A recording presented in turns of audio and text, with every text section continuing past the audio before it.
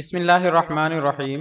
Islamic information channel کے سب بہن بھائیوں کو السلام علیکم ورحمۃ اللہ وبرکاتہ۔ قرآن کریم کے 30 پاروں کا مختصر خلاصہ۔ آج کی ویڈیو میں آپ کے سامنے پارہ نمبر 3 کا خلاصہ پیش کیا جا رہا ہے۔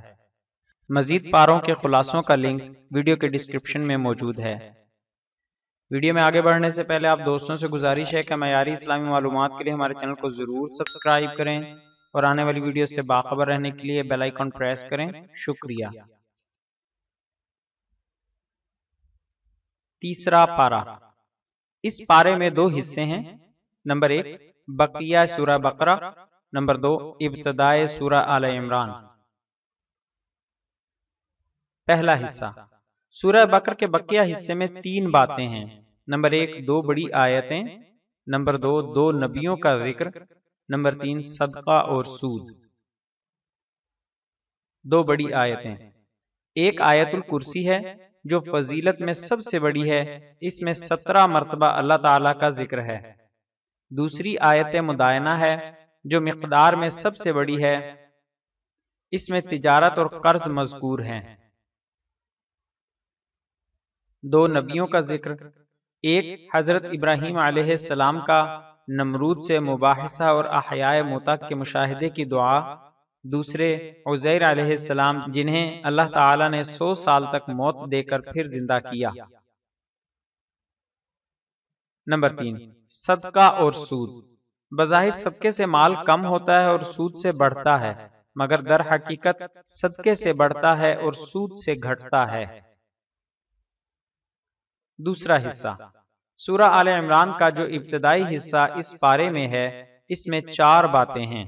نمبر 1 سورہ بقرہ سے مناسبت، نمبر 2 اللہ تعالیٰ کی قدرت کے 4 قصے، نمبر 3 اہل کتاب سے مناظرہ، مباہلہ اور مفاہمہ، نمبر 4 انبیاء سابقین سے عہد۔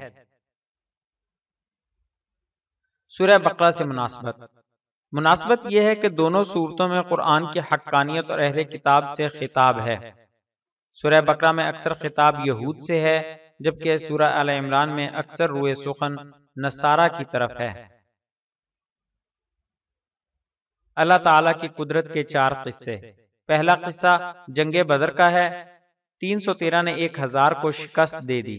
دوسرا قصہ حضرت مریم علیہ السلام کے پاس بے موسم پھل کے پائے جانے کا ہے۔ تیسرا قصہ حضرت زکریا علیہ السلام کو بڑھاپے میں اولاد عطا ہونے کا ہے۔ چوتھا قصہ حضرت عیسیٰ علیہ السلام کا بغیر باپ کے پیدا ہونے، بچپن میں بولنے اور زندہ آسمان پر اٹھائے جانے کا ہے۔ مناظرہ، مباہلہ اور مفاہمہ۔ اہل کتاب سے مناظرہ ہوا، پھر مباہلہ ہوا کہ تم اپنے اہل و عیال کو لاؤ، میں اپنے اہل و عیال کو لاتا ہوں، پھر مل کر خشوع و خضوع سے اللہ تعالیٰ سے دعا مانگتے ہیں کہ ہم میں سے جو جھوٹا ہے اس پر خدا کی لعنت ہو۔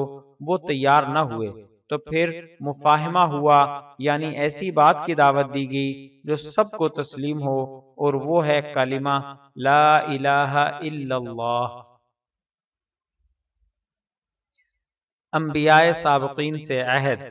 انبیاء سابقین سے عہد لیا گیا کہ جب آخری نبی آئے تو تم اس کی بات مانو گے، اس پر ایمان لاؤ گے، اور اگر تمہارے بعد آئے تو تمہاری امتیں اس پر ایمان لائیں گی۔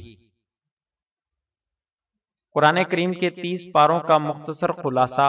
اس سلسلے کی باقی ویڈیوز کے لنک ڈسکرپشن میں موجود ہیں۔ جزاک اللہ خیرہ۔